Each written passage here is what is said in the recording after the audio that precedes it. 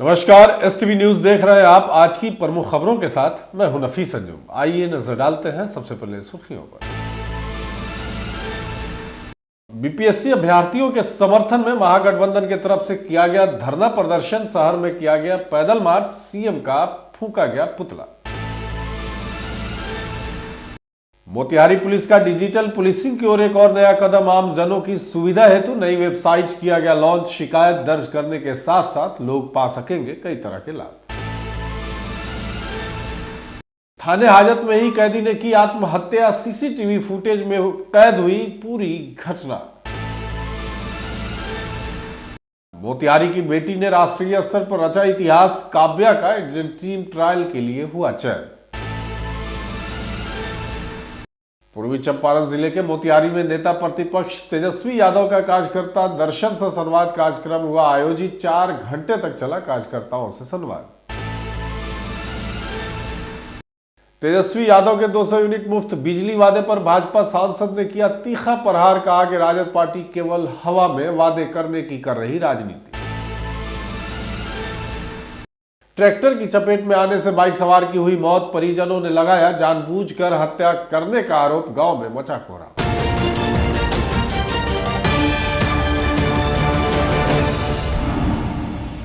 बिहार में बीपीएससी की परीक्षा को दोबारा कराने को लेकर इन दिनों राजनीतिक सरगर्मी बनी हुई है।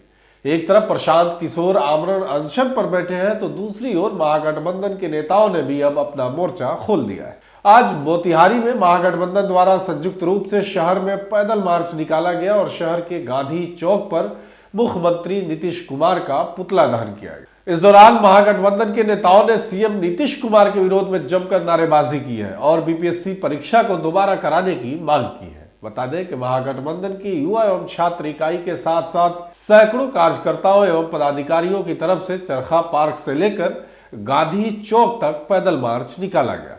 अंत में गांधी चौक पर नारेबाजी करते हुए मुख्यमंत्री का पुतला दहन किया गया। इस दौरान राजद जिला अध्यक्ष कल्याणपुर विधायक मनोज कुमार यादव ने कहा कि एनडीए सरकार छात्रों के साथ दमनकारी नीति अपना रही है। इसे किसी भी कीमत पर बर्दाश्त नहीं किया जा सकता है। सरकार को हर हाल में परीक्षा दोबारा कराना ही होगा। वहीं कांग्रेस के युवा नेता बिट्टू यादव ने कहा है कि एनडीए सरकार लगातार प्रदर्शन कर रहे अभ्यर्थियों पर लाठी चला रही है, लेकिन महागठबंधन पूरी तरह से बीपीएससी अभ्यर्थियों के साथ खड़ा है। सरकार को छात्र नौजवानों के आगे झुकना होगा। देखिए मोतिहारी संवाददाता प्रकाश कुमार की रिपोर्ट। परीक्षा में धांधली के आरोप लगा हुआ है, जिसको लेकर आज राष्ट्रीय जनता दल और महागठबंधन के सभी साथी रोड पर उतरे हुए हैं और आंदोलन कर रहे हैं। पुतला दहन के लिए गांधी चौक की तरफ जा रहे हैं और सड़क पर उतरे हैं बीपीएससी एग्जाम को कैंसिल करने के लिए। क्या कहें? मुख्यतः यह बात कहा गया है कि बिहार के युवाओं और बेरोजगारों के साथ लगातार सरकार गलत कर रही है और जो बीपीएससी के छात्रों के साथ बर्बरतापूर्ण कार्रवाई है, लाठीचार्ज हुई और लाठीचार्ज के बाद लगातार उनके मांग को जो है अनदेखी की जा रही है। हम लोग मांग करते हैं कि छात्रों के साथ न्याय होना चाहिए और निश्चित तौर पर यह सरकार जो है लीक की सरकार है। यह सरकार लीक की सरकार है। बीपीएससी हमेशा लीक करती है, इसलिए निश्चित तौर पर उच्च स्तरीय जांच करते हुए छात्रों को न्याय कैंसिल हो जाएगा। क्या कीजिएगा? लगातार हमारी आंदोलन छात्र के पक्ष में है, बिहार के युवाओं के पक्ष में है और निश्चित तौर पर उनके साथ हो रहे अन्याय के खिलाफ राष्ट्रीय जनता दल महागठबंधन खड़ी है। हमारे साथ कल्याणपुर विधायक मनोज यादव जी भी हैं, उनसे भी बात करेंगे। जी, सड़कों पर है आज। अरे भाई, पूरे बिहार के छात्र आक्रोशित हैं, उनके साथ अन्याय हो रहा है। नीतीश कुमार जी मुंह नहीं खोल रहे हैं और छात्र लोग आक्रोश में हैं, तो उनके समर्थन में महागठबंधन के सभी साथी, उसमें हम लोग भी समर्थन करने आए हैं और ये लोग दबंगई कर रहा है। लाठी के बल पर सरकार चला रहा है लोग और लाठी के बल पर परीक्षा लीजिएगा, लोग आप लोगों का बुखार छोड़ा देगा। ये गलत हो रहा है। आगे आप लोग क्या कीजिएगा? जब जब छात्र अंगड़ाई लिया है नौजवान, तो जितने बड़े बड़े शासक हैं, शहंशाह हैं, वो रोड पर आए हैं। बिहार से आंदोलन हुआ था तो इंदिरा गांधी जी का जिस समय तूती बोलता था, उस समय लोग खटिया खड़ा कर दिया। 21 खेत के मूल्य है। छात्र का कोई पार्टी नहीं है, कोई जमात नहीं है, हर जाति समाज के लोग छात्र हैं और सारे लोग आक्रोश में हैं। अगर सरकार को थोड़ा सा भी शर्म है खाया है तो परीक्षा तुरंत कराए बीपीएससी का। युवा अध्यक्ष भी हमारे साथ हैं। आज महागठबंधन के सभी दल के लोग, छात्र संगठन, युवा संगठन, आज जो बीपीएससी छात्रों के साथ जो पिटाई हुई बिहार में और नीतीश कुमार जी मुख्य दर्शक बन के देखते रहे, जिसके विरोध में हम लोग आज प्रदर्शन गांधी चौक पे आज उनका पुतला दहन कार्यक्रम। नीतीश कुमार जैसे निकम्मा पर मुख्यमंत्री अभी तक बिहार में शायद ही कभी हुआ होगा। जब से बिहार कुमार नीतीश कुमार मुख्यमंत्री जी जब से अपना गद्दी संभाले हैं, विद्यार्थी के साथ अन्याय हुआ है। हमेशा परीक्षा लीक के मामला हो, परीक्षा में धांधली हो, अनैतिकता के कारण बन चुके हैं नीतीश कुमार। हम चाहते हैं बीपीएससी के 4 लाख अभ्यर्थियों का सवाल है, भविष्य का सवाल है, उन पर उंगली कौन खड़ा करेगा, उनका भविष्य का रक्षा कौन करेगा। हम चाहते हैं कि तेजस्वी जी का सरकार आए और बिहार के जितने भी छात्र नौजवान हैं उनका विकास होगा। जब तक मुख्यमंत्री तेजस्वी यादव नहीं बनेंगे, इस बिहार राज्य का जो विद्यार्थी का कायाकल्प नहीं बदल सकता है। तेजस्वी जी कल आए थे और बीपीएससी मुद्दा जो है बिहार में भी टॉप में चल रहा है, क्या बोले? तेजस्वी जी का पहले ही से समर्थन है। वो नौजवान है और नौजवान के कैसे रोजगार मिले, कैसे परीक्षा, वो तब उसी के लिए परेशान है, उसी का लड़ाई लड़ रहे हैं। सबसे पहले बेरोजगारी यात्रा वहीं की है और वो भी बोल के गए कि हर हाल में एग्जाम होगा।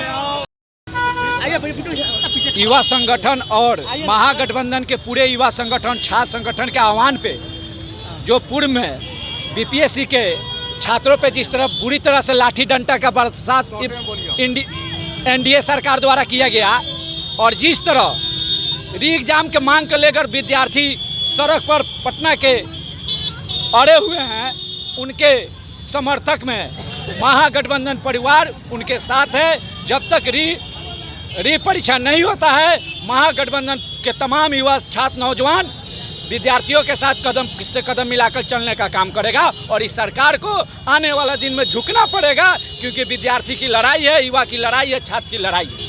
गठबंधन के लोग सड़कों पे उतरे हैं और इन लोगों का कहना है कि बीपीएससी अध्यक्ष को हर हाल में उनको बर्खास्त करें ताकि परीक्षा जो है पूर्ण रूप से सही हो सके। आपको बता दें कि अभी जो है गांधी चौक पर पुतला दहन किया जाएगा। मोतिहारी में अब तक आपको मोबाइल, दूसरे दस्तावेज और कई जरूरी कागजात के गुम होने की स्थिति में शिकायत दर्ज करवाने के लिए अपने थाने का चक्कर लगाना पड़ता था। कई बार तो इसके लिए आपको ऑफिस से छुट्टी भी लेनी पड़ती थी, लेकिन मोतिहारी एसपी स्वर्ण प्रभात ने अब इस पूरी प्रक्रिया को आसान बना दिया है। अब आप सभी को अनावश्यक रूप से थाने का चक्कर लगाने से मुक्ति मिलेगी और महज एक क्लिक पर अपनी शिकायत को नजदीकी थाने में दर्ज करवा पाए। एसपी की इसी पहल से मोतिहारी के लगभग 80 लाख की आबादी को लाभ मिलने वाला है। वहीं पुलिस अधीक्षक स्वर्ण प्रभात ने मोतिहारी पुलिस ऐप में फीचर बढ़ाते हुए नई सुविधाओं की जानकारी दी है। एसपी ने बताया है कि बिहार पुलिस की कोशिश इस पूरी प्रक्रिया को बेहद आसान बनाने की है और इसके लिए डिजिटल प्लेटफॉर्म पर सनहा दर्ज करवाने की सुविधा प्रदान की गई है, जिसके बाद आप अपना mobile, passport, driving licence, ration card और दूसरे सभी दस्तावेज गुम होने की शिकायत को डिजिटल प्लेटफॉर्म पर दर्ज करवा सकेंगे। साथ ही मकान या दुकानों में रहने वाले किराएदार या कर्मी के बारे में भी ऑनलाइन वेरिफिकेशन करा सकते हैं। मौके पर पुलिस अधीक्षक स्वर्ण प्रभात ने कहा है कि मोतिहारी पुलिस ऐप में नए फीचर्स जोड़े गए हैं जो इसे और अधिक उपयोगी और प्रभावी बनाते हैं। एसपी स्वर्ण प्रभात ने इस पहल को स्मार्ट पुलिसिंग से डिजिटल पुलिसिंग की ओर एक बड़ा कदम बताया है। मौके पर जिला पुलिस अधीक्षक ने क्या कुछ कहा है, सुनिए। मोतिहारी पुलिस के द्वारा आज मोतिहारी पुलिस का वेबसाइट और ऐप जो है लॉन्च किया गया है और इसका जो मुख्य पर्पस जो है कि सिटीजन सेंट्रिक पुलिसिंग जो हम लोग कर रहे हैं, इसमें टेक्नोलॉजी का इस्तेमाल किया जाए और जो आम आदमी है उसको टेक्नोलॉजी से जो पुलिसिंग की जो सर्विस डिलीवरी है उसको बेहतर बनाया जा सके। और वेबसाइट पे जैसे अभी हम लोगों ने ब्रीफ किया है, फेसबुक लाइव के माध्यम से भी आप मीडिया कर्मियों को बताया गया है कि इसमें वेबसाइट में कई सारी सुविधाएँ दी गई हैं। जैसे आम आदमी को अगर पुलिस अधीक्षक के साथ अपॉइंटमेंट लेना है तो ऑनलाइन जाकर वो वेबसाइट पे अपॉइंटमेंट ले सकता है। अगर किसी को कंप्लेन दर्ज करानी है तो ऑनलाइन कंप्लेंट की व्यवस्था की गई है। और सबसे इंपॉर्टेंट फीचर एक ऐड किया गया कि अगर किसी का सामान खो जाता है, किसी का मोबाइल खो जाता है या कोई वस्तु खो जाती है तो उसको सनहा दर्ज कराने के लिए अब थाने पे जाने की बिल्कुल ज़रूरत नहीं है और वो ई सनहा के माध्यम से वेबसाइट में जो फीचर है ई सनहा के माध्यम से जो है वो अपना सनहा दर्ज करा सकता है। ऑनलाइन ही उसको जो है सनहा की सत्यापित प्रति ऑनलाइन ही उसको उपलब्ध करा दी जाएगी। इसके अलावा जो नया आपराधिक कानून आया है उसमें अनुसंधान की प्रगति जानने के लिए ये कानून ने अधिकार दिया है कि जो पीड़ित है या जो सूचक है उसको अनुसंधान की प्रगति बताई जाए। ये फीचर हम लोगों ने वेबसाइट में डाल दिया है। अब घर बैठे आप देश विदेश में कहीं बैठ के अपने कांडों के अनुसंधान की प्रगति जो है आप ऑनलाइन जान सकते हैं। इसके अलावा जो मोस्ट वांटेड अपराधी जो है हमारे ज़िले के, उनकी सूची भी हम लोग प्रकाशित कर रहे हैं वेबसाइट में। उस पर इनाम की राशि और सारी चीज़ें डिटेल्स दी जाएगी। जो भी पुलिस मित्र, जो भी ऐसे पुलिस के दोस्त हैं जो अपराधियों के विरुद्ध जो है गिरफ्तारी में सहयोग करते हैं, उनकी पहचान को गुप्त रखते हुए हम लोग उनको इनाम से पुरस्कृत करेंगे। इस तरह की कई सारी चीज़ें हैं और कई सारे फीचर्स हैं। आप लोगों से अनुरोध है कि इसको मोतिहारी जिले पूर्वी चंपारण की आम जनता तक इसको पहुंचाएं। मझौलिया थाना क्षेत्र के बैठनिया भानाचक पंचायत के वार्ड नंबर 10 में रेलवे गुमटी के समीप बीती रात करीब 12:30 बजे ट्रैक्टर की चपेट में आने से एक बाइक सवार की घटनास्थल पर मौत हो गई। सूचना पर पहुंची पुलिस ने शव को कब्जे में लेकर पोस्टमार्टम के लिए जीएमसीएच बेतिया भेज दिया है। घटना के बाद परिजनों में कोहराम मच गया। घटना के संदर्भ में परिजनों ने बताया है कि बीती रात मैनेजर प्रसाद कुमारबाग रैक पॉइंट से अपने घर आ रहे थे। इसी क्रम में घर पहुंचने पर उन्हें पता चला कि उनका कुछ आवश्यक कागजात कहीं रास्ते में ही गिर गया, जिसको ढूंढने के लिए घर से अपने भतीजा जयप्रकाश पटेल के साथ निकले। इसी क्रम में गुरुचुरवा रेलवे फाटक के पास चीनी मिल से गन्ना गिराकर वापस लौट रहे ट्रैक्टर ने जोरदार टक्कर मार दी, जिससे वह बुरी तरह घायल हो गए। भतीजा जयप्रकाश के रोने चिल्लाने पर आसपास के ग्रामीणों ने उन्हें सामुदायिक स्वास्थ्य केंद्र मझौलिया लाया, जहां डॉक्टरों ने उन्हें मृत घोषित कर दिया।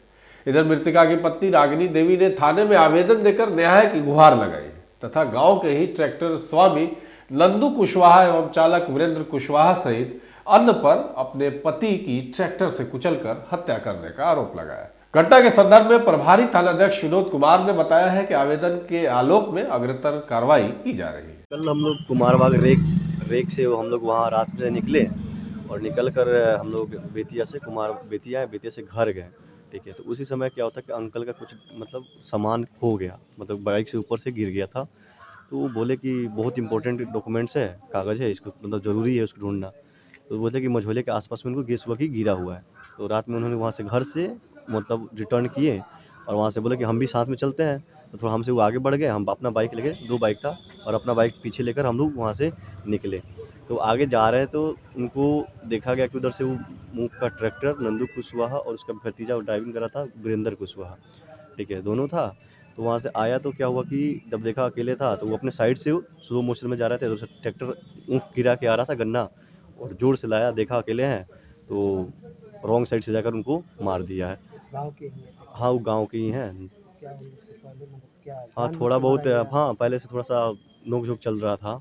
ठीक है, तो अकेले देखिए उनसे पीछे था तो देखा तो रॉन्ग साइड में लेकर और मारा ऑन द स्पॉट। और उससे जब लगा तो नंदू कुशवाहा भाग गया वहाँ से।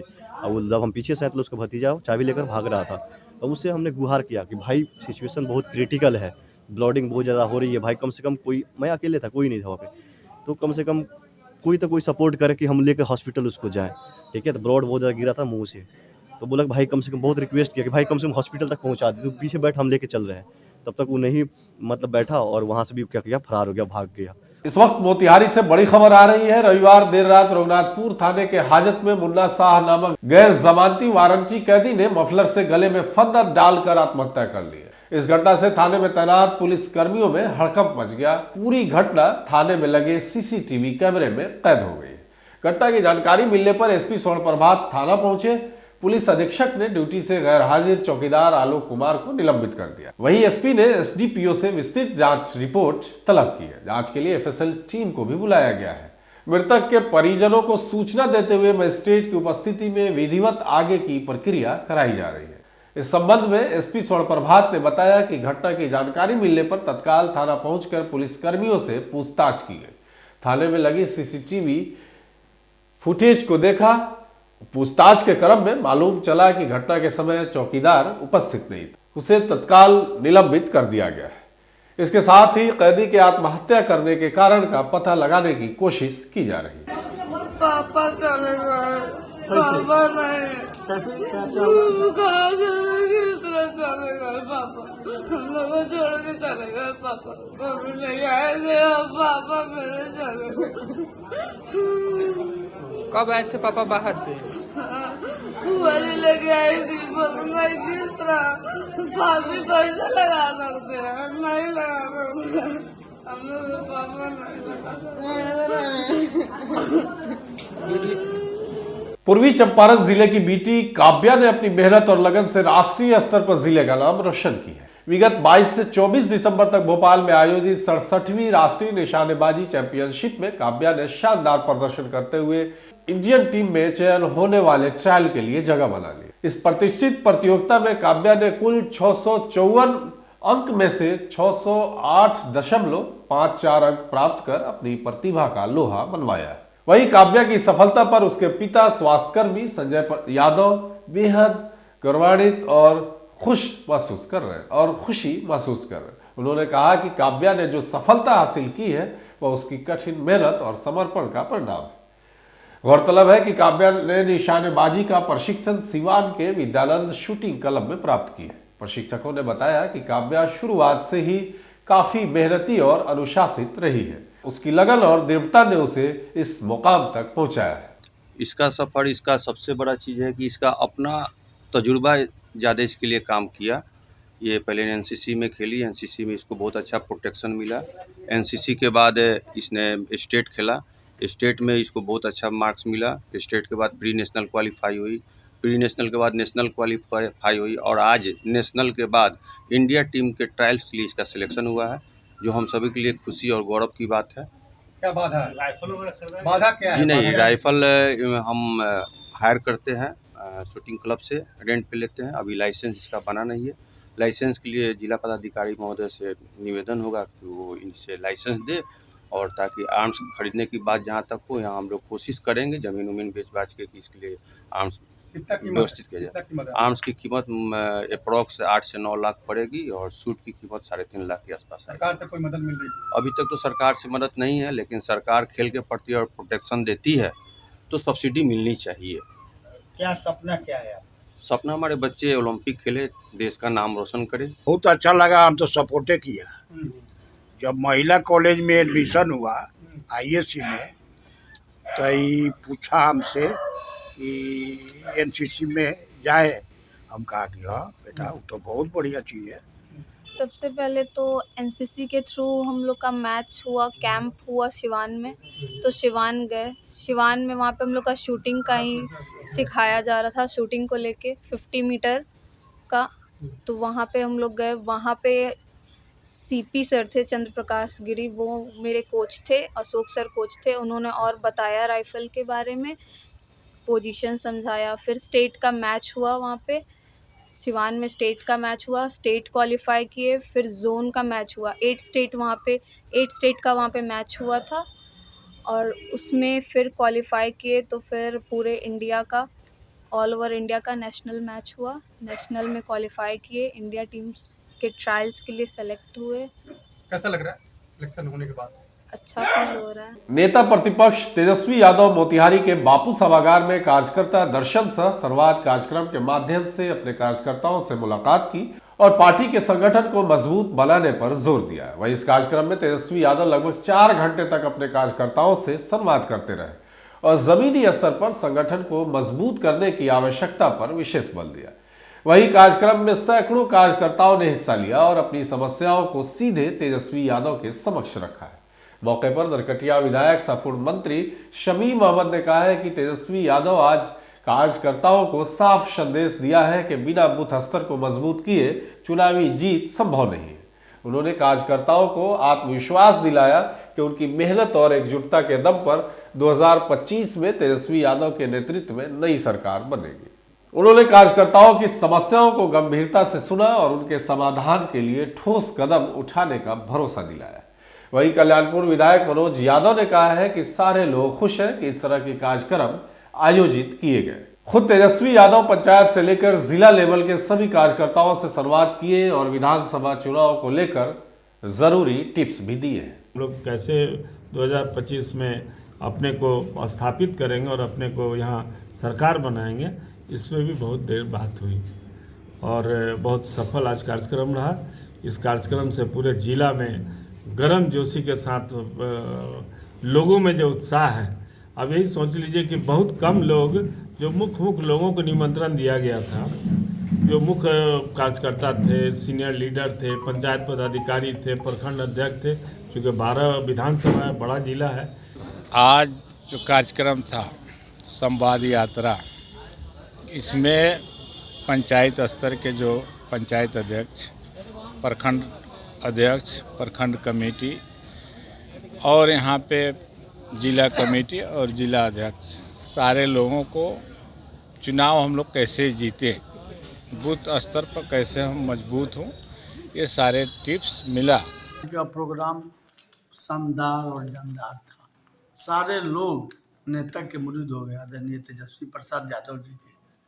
सारे लोग कायल हो गए, जितने पार्टी के नेता हैं सारे लोग हैं, वो जाते हैं नेता लोग अपना दर्शन देने, और इसका नाम है कार्यकर्ता संवाद, कार्यकर्ता दर्शन से संवाद।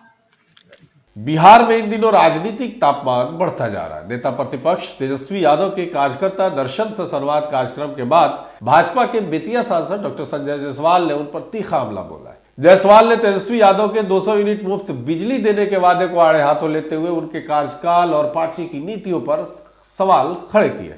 वहीं संजय जायसवाल ने कहा है कि तेजस्वी यादव अपनी सभाओं में बिहार के विकास के बड़े बड़े वादे कर रहे हैं, लेकिन जब वह खुद सत्ता में थे तब उन्होंने कुछ भी ठोस काम नहीं किया। तेजस्वी यादव जी 200 यूनिट मुफ्त बिजली देने की बात कर रहे हैं, लेकिन जब उनकी पार्टी 17 महीने की सरकार में थी और वह ग्रामीण विकास मंत्री थे, तब उन्होंने कितने गांव में सड़क का जाल बिछाया, यह तेजस्वी यादव से पूछा जाना चाहिए। आगे उन्होंने कहा कि तेजस्वी यादव अपने पुरानी परंपरा को ही निभा रहे हैं, और आगे उन्होंने क्या कुछ कहा, सुनिए। कि राष्ट्रीय जनता दल ने केवल झूठ, प्रपंच और ढकोसला का ही राजनीति किया है। 1.5 साल उप मुख्यमंत्री रहे माननीय तेजस्वी जी, आज तक उन्होंने एक शब्द नहीं बोला कि ग्रामीण विकास मंत्री रहते हुए कितनी सड़कें उन्होंने बनवाई। आज तक एक शब्द नहीं बोला कि पर्यटन के क्षेत्र में उस 1.5 साल में क्या कार्य हुए। आज तक एक शब्द नहीं बोला कि नगर विकास में उनकी क्या उपलब्धि रही है। जिन विभागों के मंत्री रहे हैं, सभी विभाग 1.5 साल तक पूरे के पूरे तौर पर ठप पड़े थे, और उन्होंने यह बता दिया कि जो पूर्व परंपरा थी उसी के वो पालन करता है, और इसीलिए उन्हें इस सरकार से जाना पड़ा। और केवल ढपोरशंकी घोषणाओं से काम नहीं चलता, जमीन पे उतारना पड़ता है। आज के लिए बस इतना ही। तमाम तरह की खबरों और डिबेट्स के लिए जुड़े रहे STV न्यूज़ के साथ।